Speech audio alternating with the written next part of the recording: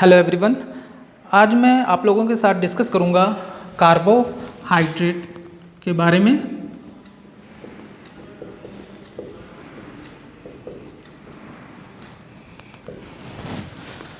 सबसे पहले what is carbohydrate. तो जो कार्बोहाइड्रेट है इट इज़ द एल्डिहाइड और ketone compound. It is aldehyde और ketone compound with multiple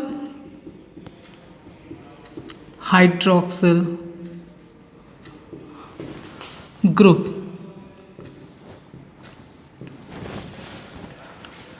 and जो कार्बोहाइड्रेट है ये आपका प्रेजेंट होता है इन प्लांट में, आपका पाया जाता है स्टार्च के फॉर्म में। और अगर हम ह्यूमंस की बात करते हैं तो यहाँ पर आपका ग्लाइकोजन के फॉर्म में स्टोर्ड होता है।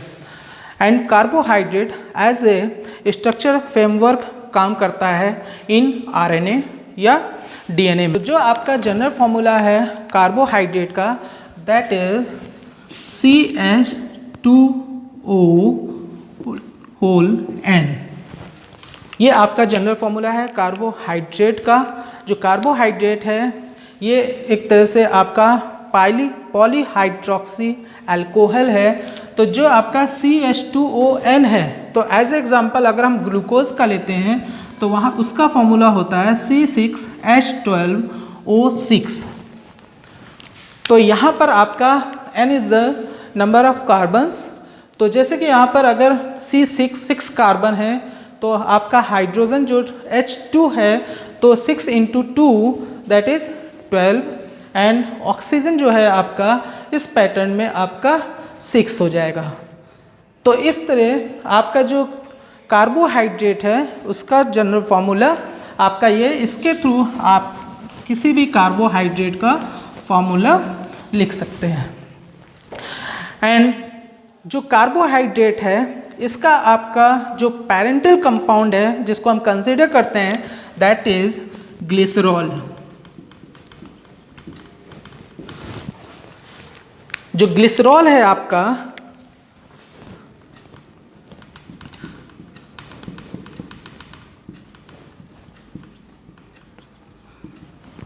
ग्लिसरॉल,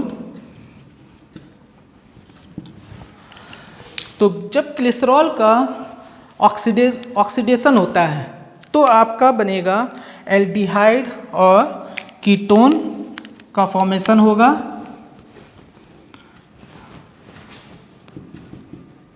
यहाँ ऑक्सीडेशन होगा आपका और आपका बन जाएगा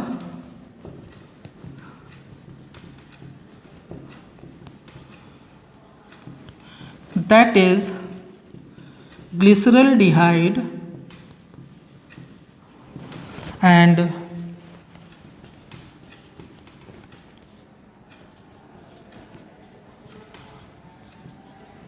dihydroxy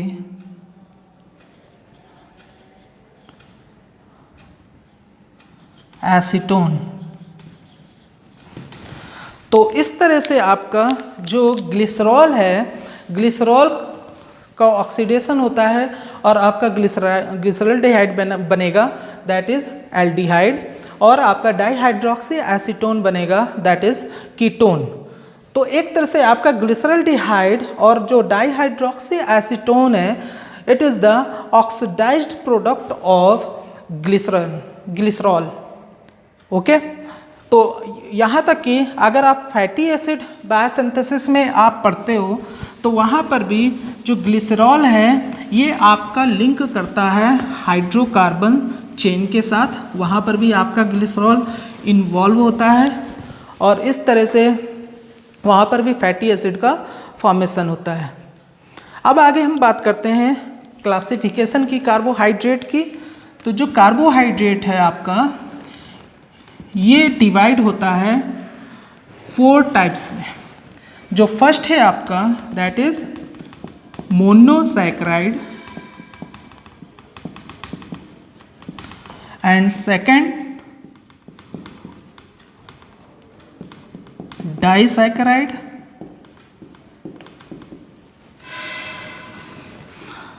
third oligosaccharide, and fourth is polysaccharide। इस तरह से हम कार्बोहाइड्रेट को 4 टाइप्स में क्लासिफाइड करते हैं, that is monosaccharide, disaccharide, oligosaccharide and polysaccharide. तो जो आपका मोनोसैकेराइड है, आपका जो कार्बोहाइड्रेट है, ये आपका जो ये आसानी से हाइड्रोलाइज्ड नहीं होता है और एक तरह से सिंपलेस्ट कार्बोहाइड्रेट में ये फर्दर नहीं ब्रेक डाउन होगा, ठीक है। तो ये जो आपका मोनोसैकेराइड है, मोनोसैकेराइड आपका सब फर्दर सब डिवाइड होता है on depending on, first depending on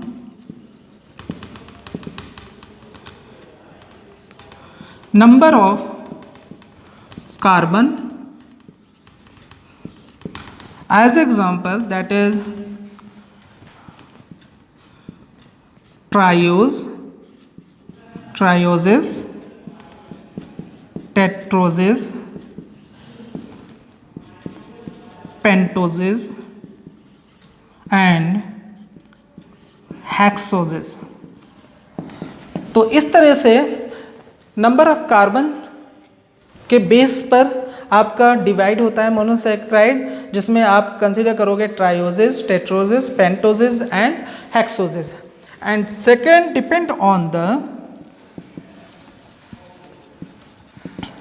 on the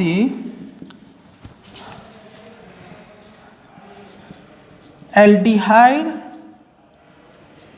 और कीटोन ग्रुप,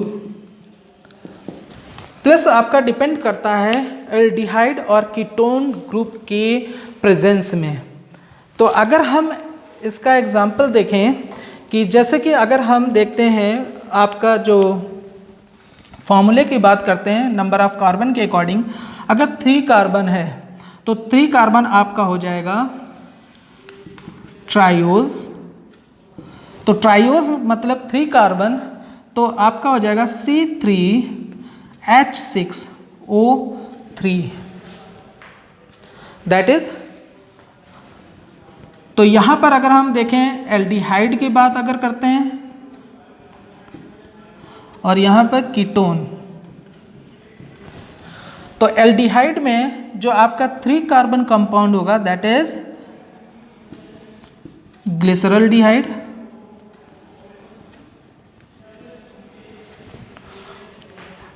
और कीटोन में हम अगर बात करेंगे 3 कार्बन कंपाउंड जो हमारा होगा डाइहाइड्रोक्सी एसीटोन।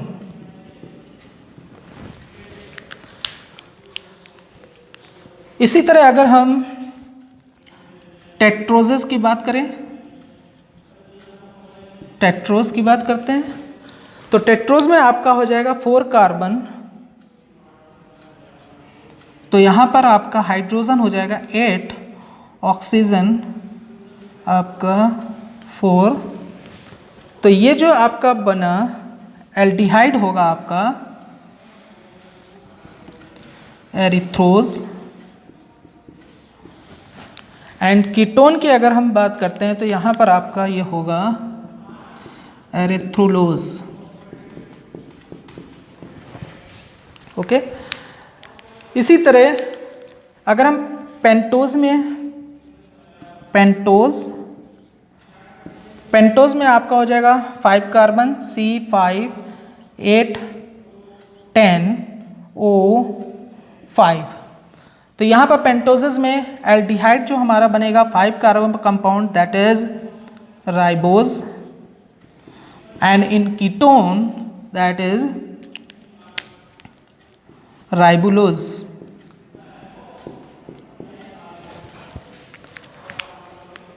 इसी तरह अगर हम देखें हेक्सोजेस में 6 carbon, hexose that is C6H12O6। तो इसमें आपका जो एल्डिहाइड है इसमें आपका बन जाएगा ग्लूकोज और कीटोन में आपका हो जाएगा फ्रुक्टोज।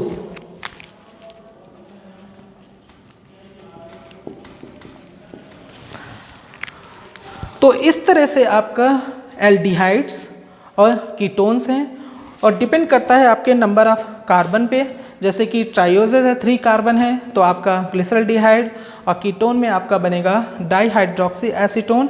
तो टेट्रोजेज अगर है तो इसमें एरिथ्रोज एल्डिहाइड है, आपका कीटोन एरिथ्रुलोज होगा।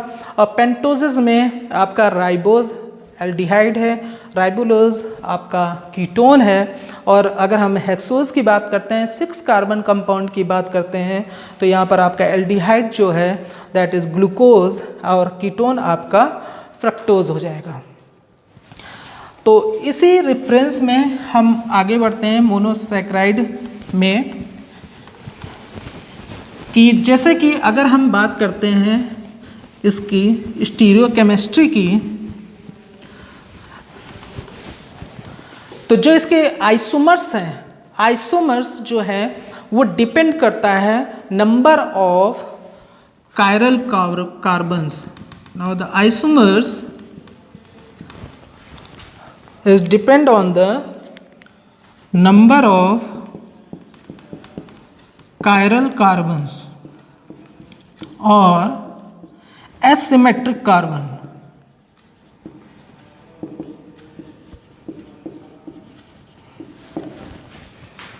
अब बात आती है व्हाट इज एसिमेट्रिक कार्बन। कोई ऐसा कार्बन जिससे कि डिफरेंट फंक्शनल ग्रुप आपके अटैच होते हैं, डिफरेंट एटम्स उसमें अटैच होंगे, दैट वो कार्बन आपका होगा एसिमेट्रिक कार्बन, और उनसे हम बोलते हैं कायरल कार्बन। तो जो आपके आइसोमर्स हैं कार्बोहाइड्रेट में मोनोसैकेराइड के, तो वो डिपेंड करेगा नंबर ऑफ कायरल कार्बन पे। जैसे कि अगर हम एग्जांपल देखते हैं, ग्लिसरॉल्डिहाइड का एग्जांपल हम लेते हैं।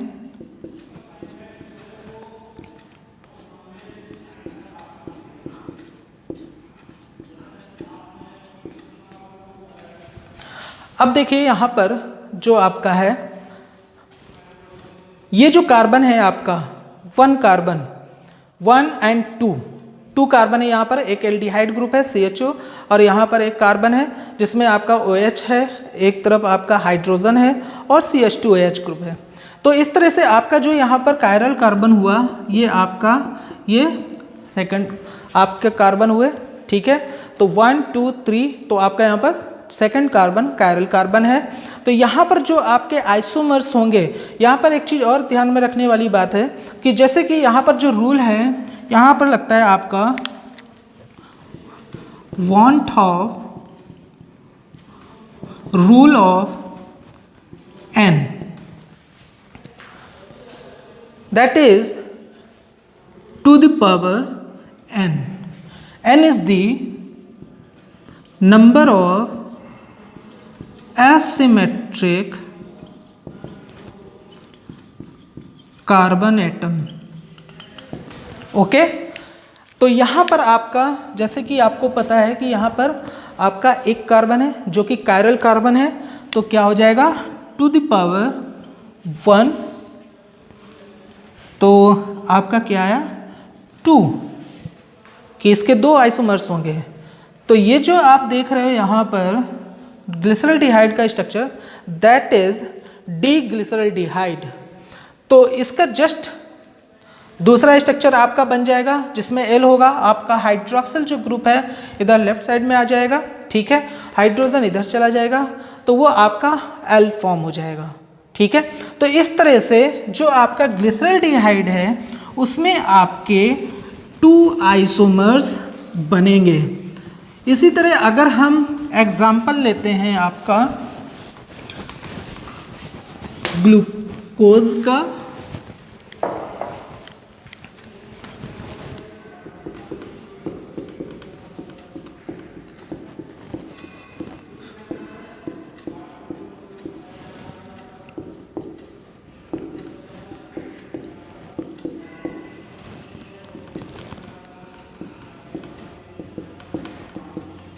देखिए ये जो हमारा स्ट्रक्चर है that is D glucose.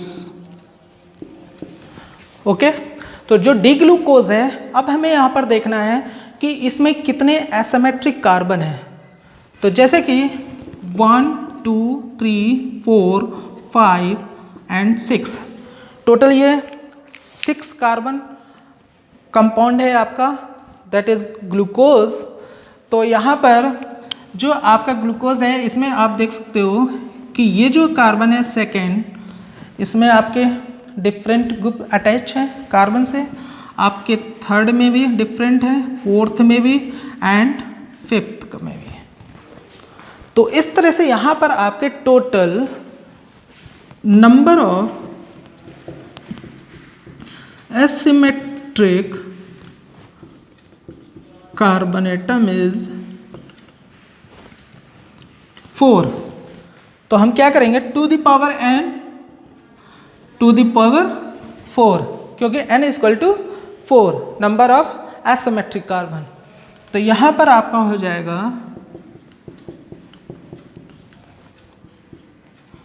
16 isomers. तो इस तरह से हमारे यहाँ पर आपके डी ग्लूकोज जो आपका स्ट्रक्चर आप देख रहे हो ग्लूकोज का, इसके यहाँ पर 16 आइसोमर्स बनेंगे। ओके, इसके बाद हम आगे बात करते हैं डी और एल आइसोमर्स के बारे में कि what is d and l isomers. देखिए डी आइसोमर्स आपका डेक्स्ट्रो रोटेटरी है and l isomers are levo rotatory. तो यहाँ पर जैसे कि हमारा जो स्ट्रक्चर है कि पर्टिकुलर डी और एल आइसोमर्स हम कैसे रिकॉग्नाइज करेंगे, पर्टिकुलर जैसे कि एज एग्जांपल हम ग्लूकोज का स्ट्रक्चर लेते हैं तो उसमें हम कैसे रिकॉग्नाइज करेंगे कि ये डी है या एल आइसोमर है। तो उसके लिए हमें ये देखना होता है कि सबसे पहले सबसे ऑक्सीडाइज्ड जो कार्बन होगा, तो जो हमारा अगर हम बात करें ग्लिसरॉल्डिहाइड की,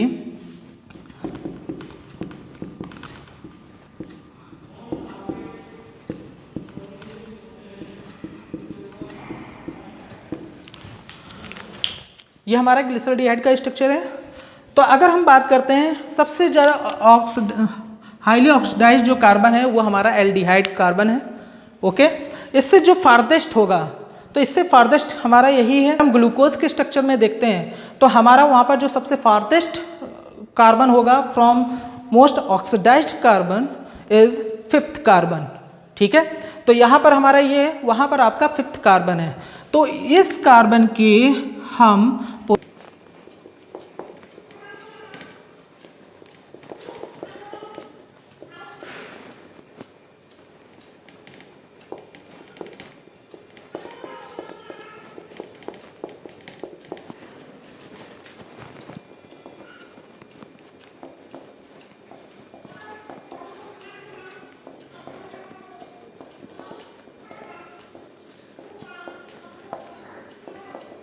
तो इस तरह से जो हमारा स्ट्रक्चर है इसमें आपका ये जो है आप देख सकते हो ये डी ग्लूकोज का स्ट्रक्चर है। अब इसमें जो डिफरेंस है इन दोनों स्ट्रक्चर्स में, तो आप देख सकते हो 1 2 3 आपका यहाँ पर 4th कार्बन पे हमारा डिफरेंस है। ठीक है, दैट इज डी गैलेक्टोज। और यहाँ पर आपका 2nd कार्बन पे डिफरेंस है, दैट इज डी मैनोज। तो इस तरह से जो हमारा ग्लूकोज का जो एपिमर है आपका डी मैनोज है जो कि 2nd कार्बन पर, और जो डी ग्लूकोज है डी गैलेक्टोज का एपिमर है, तो आप देख रहे हो ये आपका 4th कार्बन पे। तो इस तरह से जो आपका ये स्ट्रक्चर है, तो इसमें सिर्फ पर्टिकुलर एक कार्बन पर सिर्फ जो अरेंजमेंट है वो आपका चेंज हो जाता है, बाकी जो आपका फॉर्मूला है वो सेम रहता है, that is called epimers. Okay, इसके बाद हम आगे बढ़ते हैं, हम बात करते हैं मोनोसैकेराइड्स में साइक्लाइजेशन का।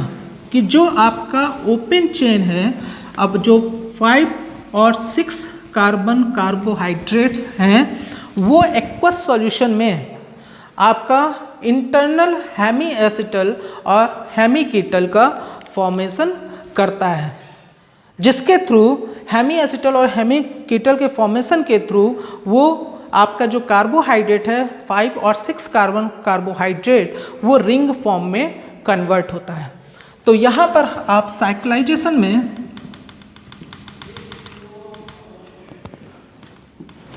आपका हेमी एसिटल का फॉर्मेशन होगा।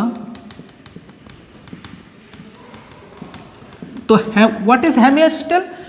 Then aldehyde react with alcohol to form hemi acetal.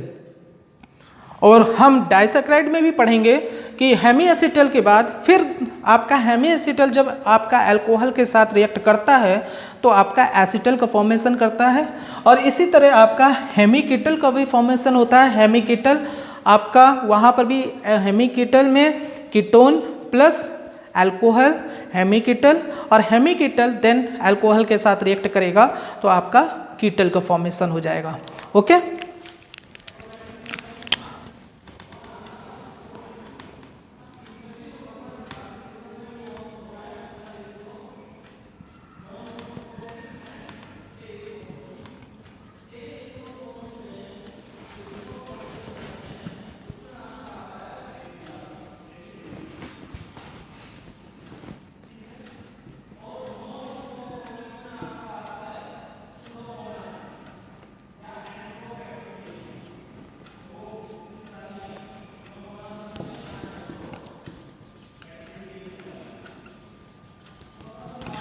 तो इस तरह से यहाँ पर आपका हेमी एसिटल का फॉर्मेशन हो जाता है।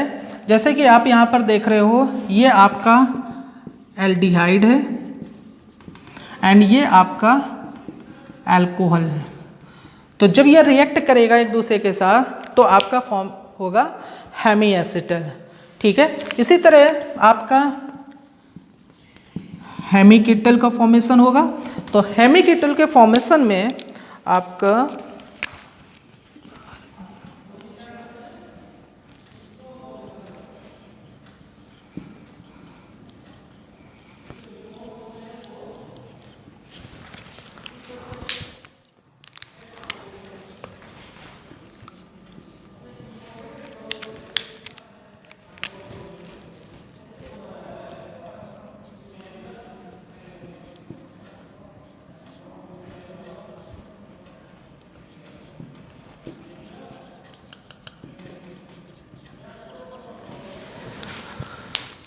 तो इस तरह से यहाँ पर आपका ये कीटल हो गया,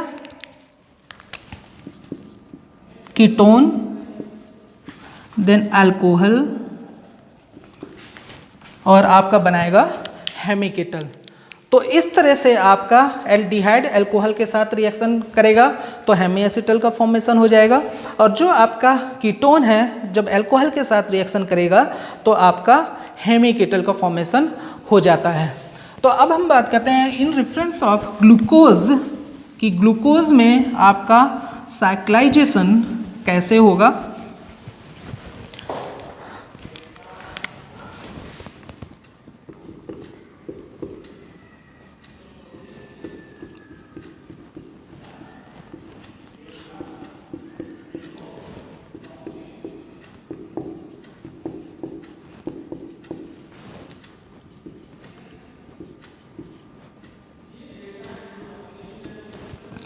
यह आपका डी ग्लूकोज है।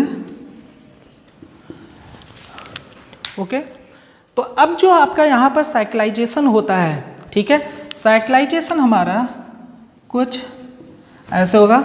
जब एक्वस सॉल्यूशन में आपका ये कंपाउंड होगा तो ये क्या करेगा, साइकिल फॉर्म की तरफ जाएगा। तो जैसे कि आपका रिंग स्ट्रक्चर बनाएगा,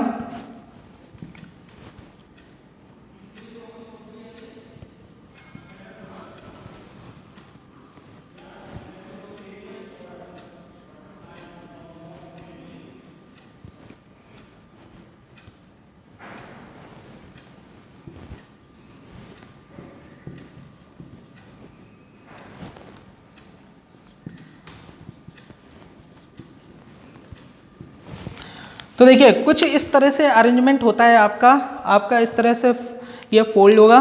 तो यहाँ पर जो आपका हाइड्रोक्सिल आयन का जो ये ऑक्सीजन है ये अटैक करता है आपका यहाँ पर एल्डिहाइड ग्रुप में, और इसके थ्रू फिर क्या होगा, आपका यहाँ पर बॉन्ड फॉर्मेशन हो जाएगा।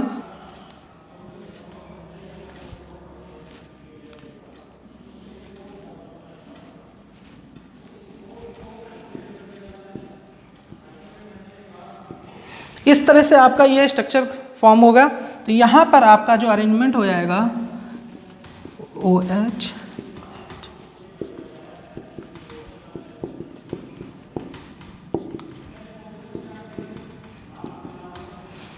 तो इस तरीके से आपका जो ग्लूकोज है वो आपका साइक्लिक फॉर्म में फॉर्म हो जाता है।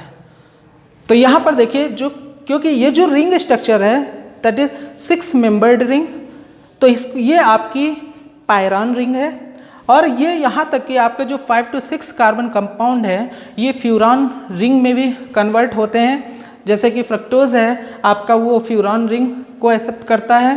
तो इस तरह से ये आपका पायरानोज और फ्यूरानोज का आपका जो स्ट्रक्चर है वो आपका फॉर्म होता है। ठीक है, तो जैसे कि अगर हम देखें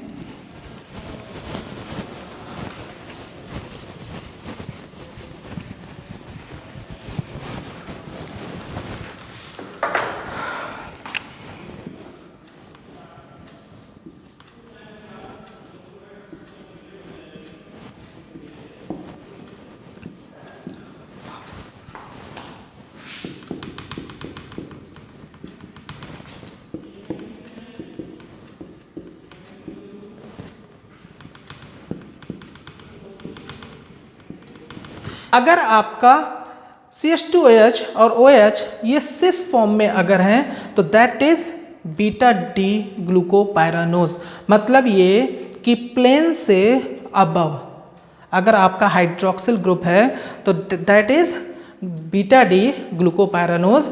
अगर प्लेन से आपका हाइड्रोक्सिल ग्रुप डाउन है, ठीक है, बेलो है, और आपका CH2OH से आपका ये जो है ट्रांस पोजीशन पे है, तो ये आपका हो जाएगा अल्फा डी ग्लूकोपायरानोज। इसी तरह अगर हम देखें आपका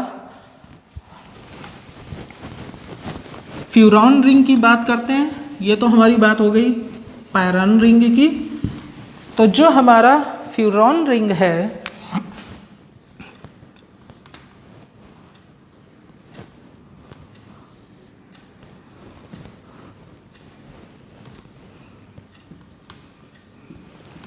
तो देखिए फ्यूरान जो रिंग है आपकी दैट इज 5 कार्बन जो रिंग है आपकी, ठीक है। तो यहां पर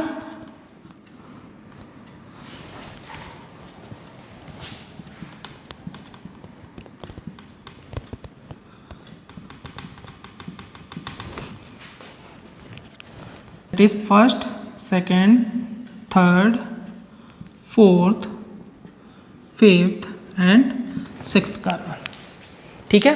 तो ये जो हमारा स्ट्रक्चर है ये है आपका अल्फा डी फ्रक्टोफ्यूरानोज,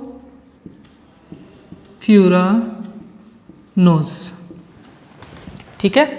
तो ये आपका अल्फा डी फ्रक्टोफ्यूरानोज है। तो आप देख सकते हो यहाँ पर आपका जो 6th कार्बन है इससे हाइड्रोक्सिल जो ग्रुप है ये आपका क्या है, ट्रांसपोजिशन पे है, ठीक है। तो ट्रांसपोजिशन पे जैसे कि मैंने आपको बताया दैट इज अल्फा एनोमर, ठीक है। अगर इसी तरह आपका ये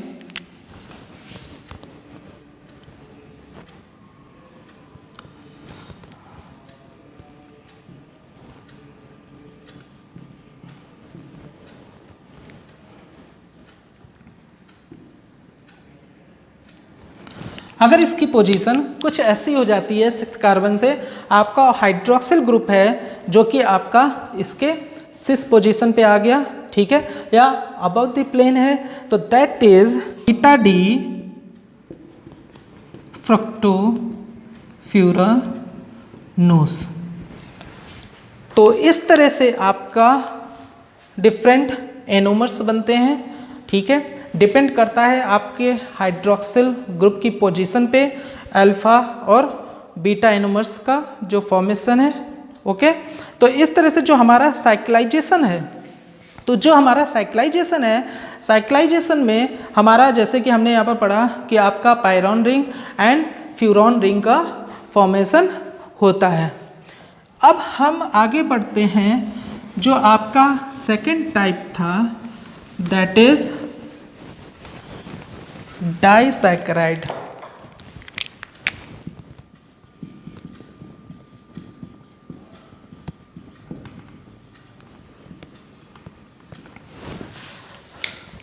ओके, तो जो आपका डाइसैकराइड है, it is the condensation product of two monosaccharide unit. ठीक है, तो टू मोनोसैकराइड यूनिट यहाँ पर जो है आपके एक दूसरे के साथ बाइंड होती हैं और उसके थ्रू आपका जो फॉर्मेशन होता है, आपका फॉर्मेशन होता है डाइसैकराइड का। तो अगर हम एग्जांपल्स की बात करते हैं, तो जैसे कि आपका maltose,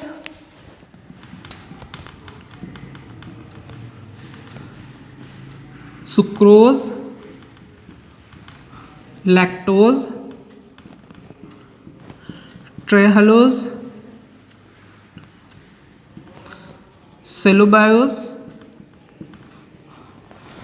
these are the examples of disaccharides। ठीक है, तो अगर हम देखते हैं फॉर्मेशन, देखते हैं कि फॉर्मेशन आपका डाइसैकराइड का कैसे होता है। तो जैसे कि हमारा माल्टोज की अगर हम बात करते हैं, तो जो माल्टोज है आपका, इसका जो फॉर्मेशन होता है alpha D glucose and beta D glucose.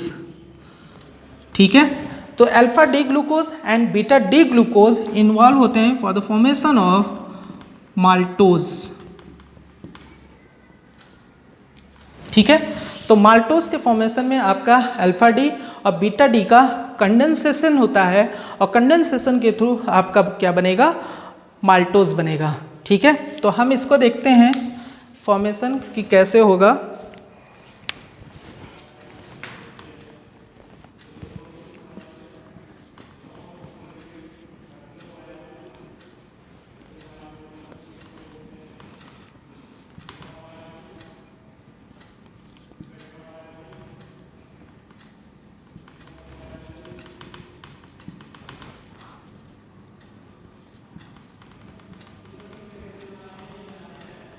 ठीक है, तो ये जो आपका स्ट्रक्चर है that is alpha D glucose and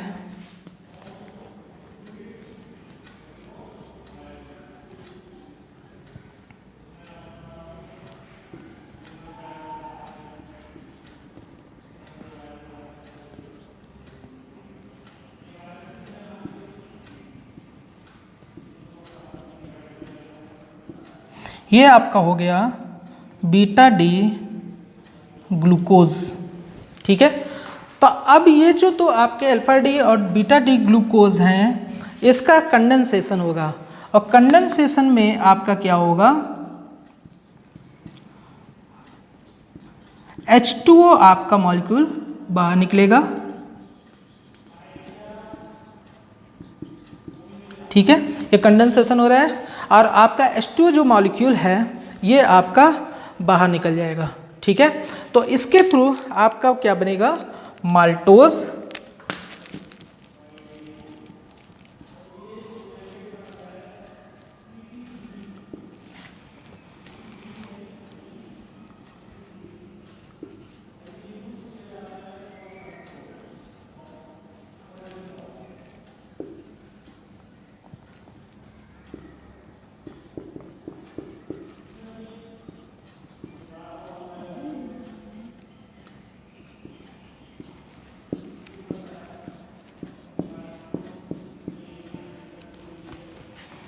okay, that is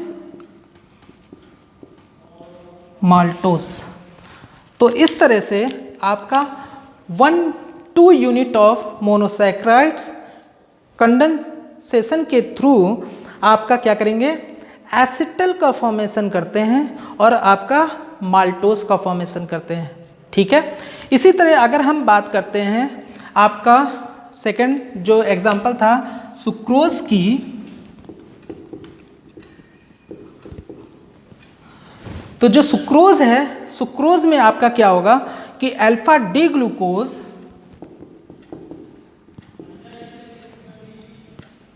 and beta D fructose आपका इन्वॉल्व होता है। ठीक है, तो यहाँ पर भी आपका एसिटल का फॉर्मेशन होगा और आपका कन्वर्ट हो जाएगा कंडेंसेशन के थ्रू आपका किसमें, सुक्रोज में। और इसी तरह अगर हम लैक्टोज की बात करें तो लैक्टोज में आपका बीटा डी गैलेक्टोज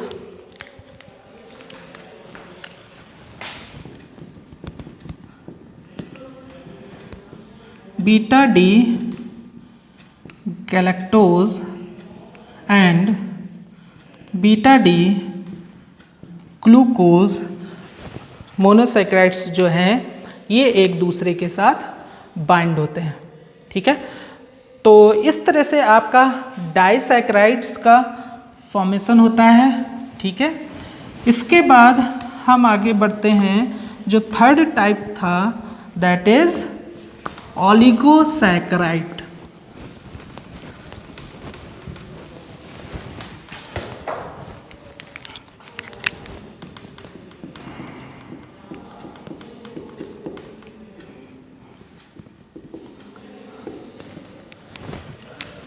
ओके, तो देखिए डाइसैकेराइड जो आपका, अगर हम बात कर रहे थे वहाँ पर आपका डाइसैकेराइड की, तो डाइसैकेराइड में क्या होता है कि अबाउट आपके 2 मोनोसैकेराइड्स यूनिट वहाँ पर बाइंड करते हैं। ठीक है, लेकिन यहाँ पर जो आपका है ओलिगोसैकेराइड्स में more than 3 unit of monosaccharides आपकी बाइंड करेंगे थ्रू कंडेंसेशन। ठीक है, तो आपका फॉर्मेशन होगा ओलिसैकेराइड्स का।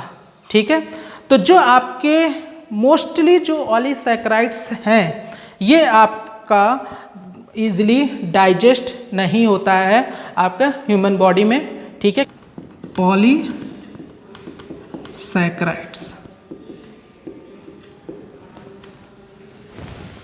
ठीक है, अब देखिए जो पॉलीसैकेराइड्स है यहाँ पर आपका more than 10 monosaccharides unit condensation के थ्रू बाइंड करती हैं। ठीक है, और लॉन्ग चेन आपकी बनाती हैं, तो दैट इज पॉलीसैकेराइड। और जो पॉलीसैकेराइड है उसमें आपका जैसे कि स्टार्च, डेक्स्ट्रिन, ग्लाइकोजन, तो ये सब आपके एग्जाम्पल्स हैं पॉलीसैकेराइड्स के। तो जो पॉलीसैकेराइड्स है ये फर्दर डिवाइड होता है आपका 2 टाइप्स में, दैट इज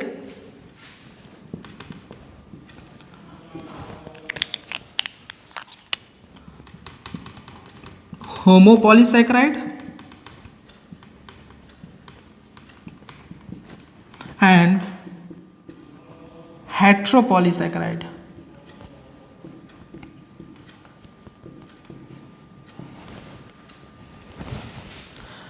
ठीक है, तो जो होमोपॉलीसैकेराइड है, होमोपॉलीसैकेराइड में आपका एक तरह से सेम मोनोसैकेराइड्स यूनिट बाइंड होती हैं।